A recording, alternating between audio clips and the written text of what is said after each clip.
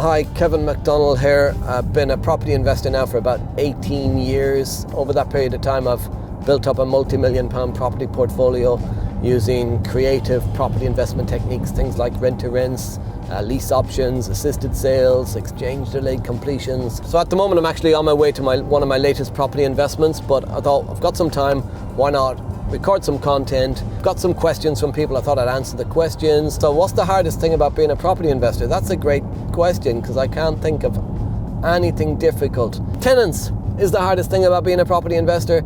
I love my tenants, don't get me wrong. I love my tenants, I love tenants. I don't see them as tenants, I see them as my customers. They don't create the problems, but they report the problems at the wrong times. So you could be open all day in your office, 9 till 5. So I've got staff that work for me now in our office that run the portfolio. They'll be there 9 till 5, 9 till 5:30.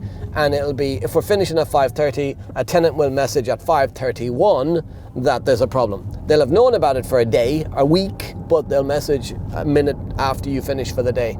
And they'll want it done immediately. So yeah, the hardest thing for me about property investing is the maintenance side afterwards with the tenants. Not in terms of the cost of the maintenance, the amount of maintenance, just the hassle of knowing that you got to have things fixed, and it's the timings that things go. Like a boiler will always break on Christmas Day. It won't break any other day, it'll be Christmas Day, every single Christmas. And I asked somebody once, why do they always break on Christmas Day? And they said, because it's cold. And it's true, it's cold. What's been your favourite video we've made together, Kevin? Favourite video we ever made together was the video of the stinky house. Okay, let's go in. This place absolutely stinks. So it's the kitchen. So just to get a It's fucking bad. That's my favorite video because Harry, right, the cameraman, could not enter the house. He had to put his t-shirt up over his head. It was hilarious. I would definitely rather have the 3 buy-to-lets. So 3 buy-to-let properties over 100 grand any day of the week. The 3 buy-to-let properties bring in cash flow for the rest of your life. 100 grand, it doesn't get you much. It wouldn't even buy you this car. So 100 grand's not a huge amount of money in the bigger scheme of things. Back in 2013, when I was in debt, having spent 10 years trying to do property, I would have bit your arm off for 100 grand, but actually in property investing, 100 grand's no good to you. It might get you one deal, but it's not going to be able to help you scale a portfolio. And many people spend their time thinking that they need money to get started in property, but the reality is money's not the most important thing. It's the knowledge, it's the connections. I'd raise, if I had 3 buy-to-let properties, I could raise 100 grand today. A couple of phone calls, I could raise a few hundred grand today. So there's money everywhere. There's the printing money. The government printed £1 trillion last year. So yeah, 100 grand in cash, easily replaceable. The 3 buy-to-lets, it's generational wealth.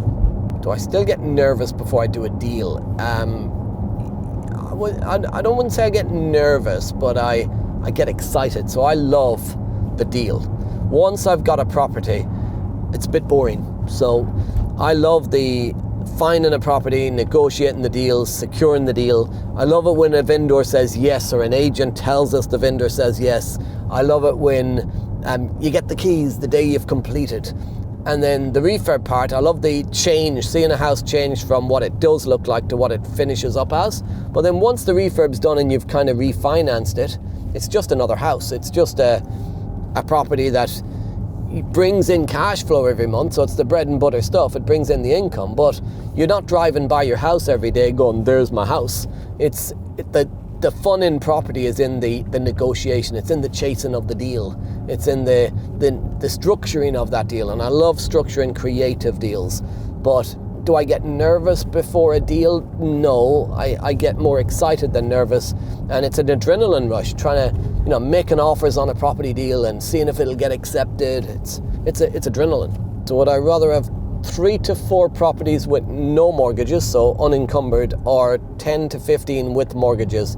definitely rather have the 10 to 15 with mortgages. And properties that are sitting there with no mortgages, your money's not working for you. You're under leveraged, the money's not working, and people think over leveraged is bad, under leveraged is worse. If you've got 3 properties with no equity, with no debt on them whatsoever, you're actually losing money because inflation is killing you. The income that's coming in has been burned by inflation. I would rather have the 15 properties with mortgages where I've got the ability for all 15 of those rooftops to go up in value. If the market goes up 10%, 10 to 15 properties go up 10%. While if you've got 3 with no debt, you've only got 3 properties going up in value a little bit. So definitely rather have the 15 with mortgages than I would the 3 without. Why do I invest in property, not the stock market? I've had loads of people speak to me about stock market and say you'll get a much better return on the stock market. But when I analyze the details with them and they're saying, well, I've heard you'll only get 6% on property. Now they've heard they'll get 6% return on property, but let me break that down for you in a moment because that's not true. And they're getting 8% in the stock market. So immediately they think, well, I'm making more from the stock market because it returns 8% while property returns 6%. But you're looking at capital growth. You're not looking at forcing values up, and you're not looking at leverage. See, the thing, if you've got 100 grand and you invested in the stock market, you'll get 100 grand's worth of stock. That 100 grand's worth of stock at 8% return will make you 8 grand in a year. So your 100 grand becomes 108. If you've got 100 grand and you put it into property, first of all, you can leverage the bank's money. So you can get 100 grand, your 100 grand can be used as the 25% deposit. You can get a 300 grand mortgage, so you can get 400 grand's worth of property. 400 grand's worth of property, if it goes up 6%, then that's 6% on the 400 grand. Now you've got 300 of debt, 100 of your money, but a 6% increase is 24 grand increase on the 400 grand. So your 100 grand turns into 124 grand at 6%, while at 8% in the stock market, your 100 grand turns into 108. So you're actually making 16 grand more in property than the stock market. Now that's just on a basic property that you buy at market value and rent out and let the market go up 6% in the year. But then what about if you buy value? So you buy a property and you can refurbish it. You can add value. You can force the value up. Typically on a property, we will add 20-25% to the equity in that property just by doing a refurbishment.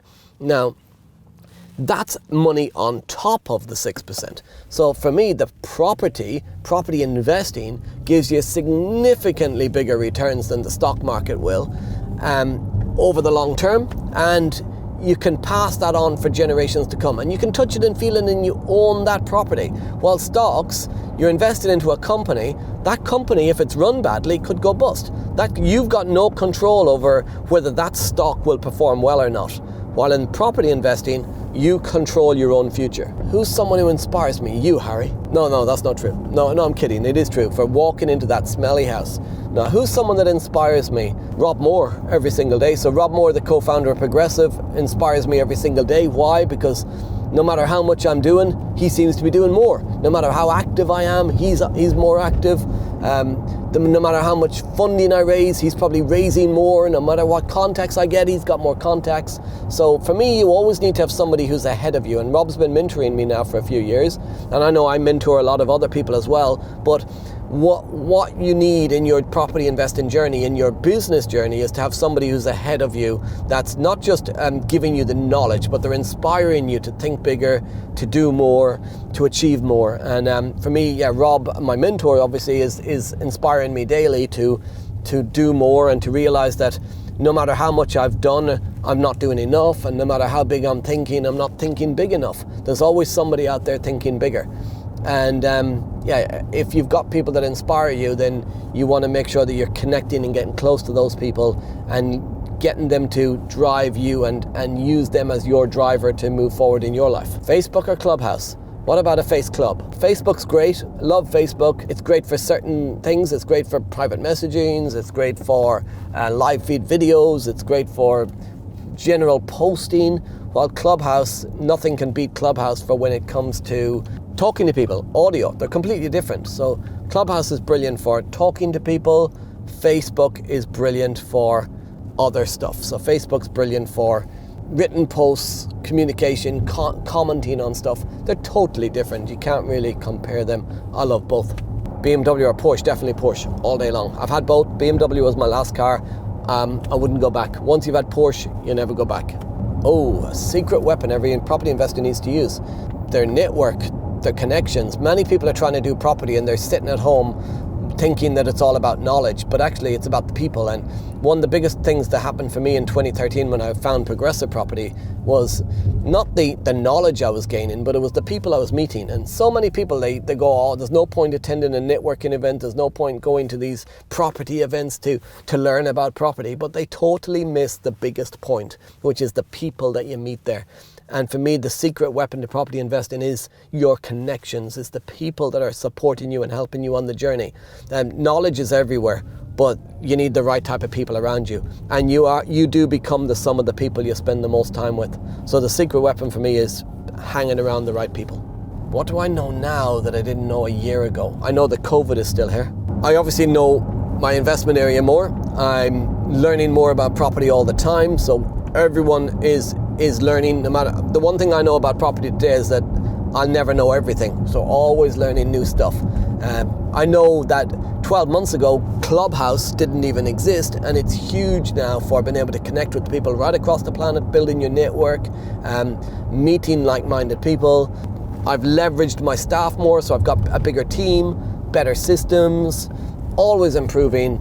So yeah, a lot has happened in the last 12 months. Yeah, absolutely. Always thinking about what could be another deal you do, but as well, I've seen a lot of people, and you see this on social media sometimes, and somebody will take a photograph of something outside this big development and they'll go, I've just bought this, I'm turning it into 64 apartments. And then you never see, everyone's on there going, yay, way, well done. But you never see the finish. You never see the finished article, because somewhere in the middle, they went bust. And in my first 10 years in property, I built debt by not knowing what I was doing. And over the last sort of 8 years, I've built up a multi-million pound portfolio. I've got a large portfolio of properties now. We've got over 300 tenants across our single-lets and our HMOs. I could go and do big land developments and stuff, but I don't need to. I honestly believe it's the game of the tortoise and the hare. And sometimes people you hear this saying of go big or go home. Well, I don't believe in this go big or go home. I believe in think big, but start small. And the tortoise and the hare, who ends up winning most of the time? The tortoise, right? I almost said the hare, the tortoise, because they're gradually growing a business over a period of time, but that money is compounding and compounding and compounding. And I actually had a conversation with one of my staff members this morning. We were looking at a development, and it's a development it's got planning permission to convert a building into 6 flats and 3 houses. And we could do the development, but it's a 12 to 18 month project. We'd have to raise funds and tie the funds up for 12 to 18 months. We would have to pull in and suck in all of our refurb team resources. In the same period of time, we could probably do, 10, 15 small single-let buy-to-lets, where we could buy them, do a cosmetic repair, kitchen, bathroom, paint, decorate, refinance and let it out. We'd make maybe 15 to 20 grand uplift on the value on each one. So across 10 even, that'd be a couple of $100,000. And we'd have the residual cash flow coming in from each one. Now on the development I looked at, the numbers throw out around a 200 grand profit, but you gotta wait 18 months for the money. Single-let buy-to-lets, we can get them picked up immediately. We could have them turned around and rented out within about 4 to 6 weeks, and cash flow coming in. So is one better than the other? There's a lot of moving parts that you gotta take into consideration.